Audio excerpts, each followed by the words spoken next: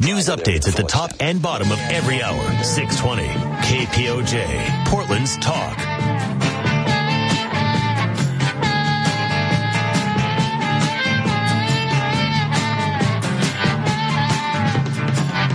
10 before the hour.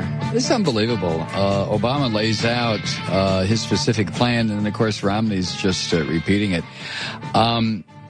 This idea that an attack on an attack on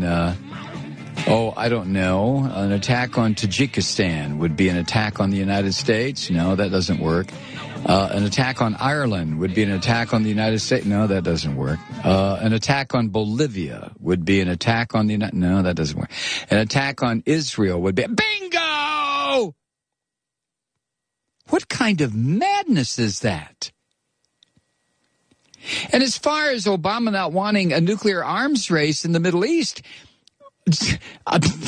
Israel has had nuclear weapons and the delivery systems to put them anywhere on Earth for how long now? Okay, not anywhere on Earth, but certainly within 1,000 or 1,500 mile radius. You don't want a nuclear arms race in the Middle East? Well, then why not go to Netanyahu and tell him to get rid of his nuclear weapons? Of course, he'll say, well, we're not going to confirm or deny. And, of course, Israel has never signed the Nuclear Non-Proliferation Treaty. Iran has, but that doesn't mean anything. So here we go again. An American political campaign, American foreign policy, an attack on Israel. These two people agree. Obama and the dolt sitting there with the flop sweat all over his face. An attack on Israel would be an attack on the United States. Really? Why not let's put that to, I don't know, a national referendum? What do you think the answer would be? This hour has been sponsored by Patrick Crosby. He has a website, cramitmit.org. You can buy his book, The Politics of the Twilight Zone, where Ryan meets Ian, available at both Amazon Kindle and Barnes & Noble Nook ebook for $2.99.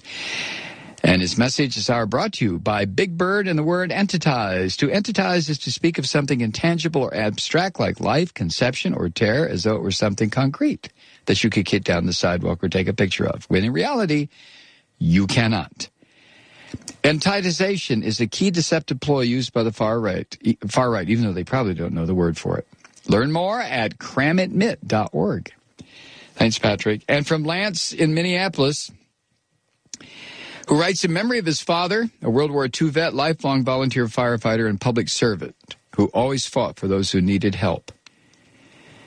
Sounds like a nice guy, Lance. Keep speaking the truth, Mike. Lance in Minneapolis. So to Lance and Patrick, both, thank you so much for your sponsorship this hour.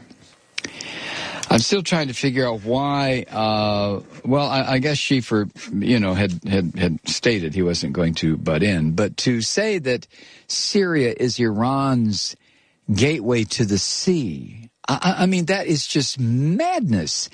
Go to Google, hit maps, and type in Iran, and tell me what you see. Let's go back to the debate. Weakness. Then when there were dissidents in the streets of Tehran, a green revolution, holding signs saying, "Is America with us?" the president was silent. I think they noticed that as well. And I think that when the president said he was going to create daylight between ourselves and Israel, that they noticed that as well.